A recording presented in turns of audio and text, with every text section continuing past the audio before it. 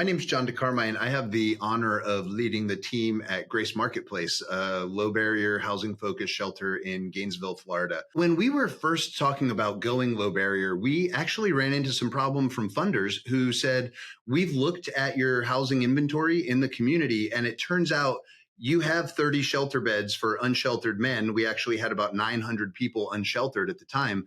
And of those 30 shelter beds, only 15 of them were in use.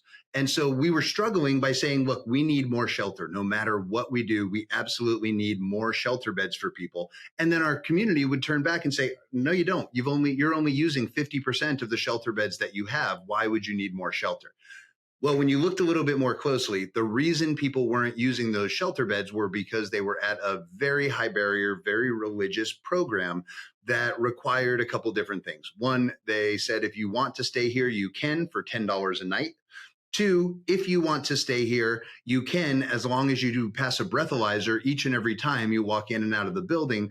And three, if you want meals, if you want food, if you want any other services, you get those right after you go to a church service and pray before you eat. Otherwise, those things were not available to you. When we went low barrier, we had been at the point of only 500 people a year in our COC actually using shelter, and that was that 50% utilization rate.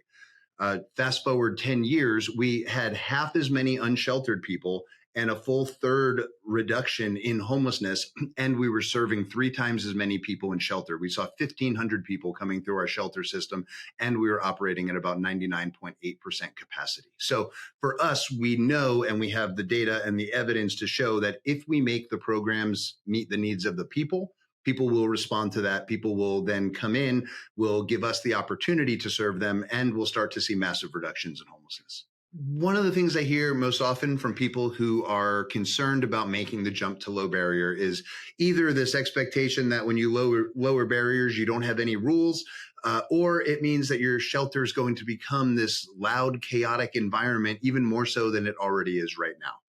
What we know is that shelter can work really well for people who are not currently being served in shelter, but we also have to make sure not to trauma inform ourselves into a corner. For lack of a better term, I have been the shelter provider who watched people punch somebody in the face and then say, well, gosh, I guess that's okay because we're low barrier now. It was never okay. It was not okay.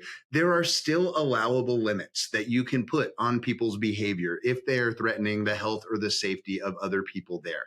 So it's not that we lose control over who can come in or who must stay out of our programs. It's just that we're giving people this opportunity to show up as they are today and not judging them based on past experiences. And you're probably better than other homeless service providers that they had come into in the past. So let's give them a chance and let's see if we can actually help them get off the street as quickly as possible.